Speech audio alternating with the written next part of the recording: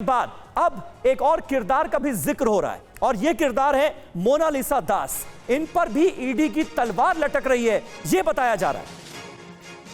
देखिए, SSC racket में सामने आया है एक और हाई प्रोफाइल नाम।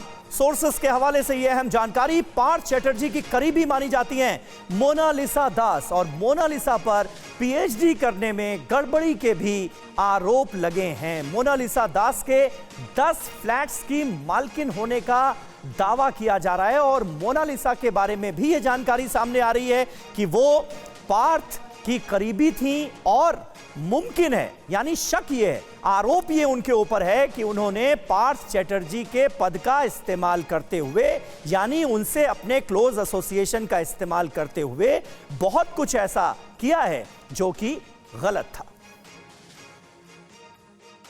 और रविशंकर दत्ता इस वक्त हमारे साथ मौजूद हैं। रवि, तमाम तरह की अहम जानकारियां सामने आ रही हैं। अब ये जो मोनालिसा का किरदार सामने आया है, इनके बारे में और क्या जानकारी आप दे सकते हैं? क्यों इनका नाम सामने आ रहा है? सीधे सीधे आरोप इनके ऊपर क्या है? और शिक्षा मंत्री पार्थ चैटर्जी से एसोसिएशन क्या था इनका?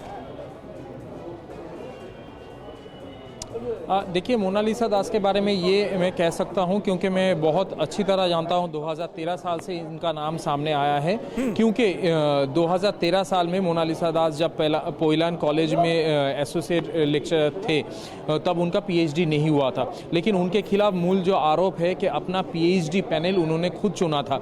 इसका कारण ये है, पार्थ चैटर्जी के साथ उनका क्लोज एसोसिएशन था और क्योंकि उनको अपना पीएचडी करवाना था काजी नजरुल यूनिवर्सिटी में, बहुत सारे लोग, जैसे एसएससी कैंप में बहुत सारे लोग दावेदार थे पद के लिए, लेकिन मिला था पौरेश अधिकारी के लड़की को।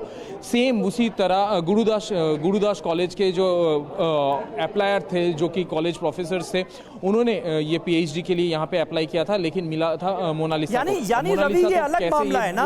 अभी तो इस शिक्षक घोटाले का जो पैमाना नजर आ रहा है, उसको देखते हुए ये आरोप तो फिर छोटा नजर आता है कि भाई पीएचडी उनको करनी थी तो उन्होंने पैनल अपना चुना, या फिर घोटाले को लेकर भी जांच आगे बढ़ाई जा रही है, उसमें भी कुछ इन्वॉल्वमेंट के आरोप लग रहे हैं। रवि,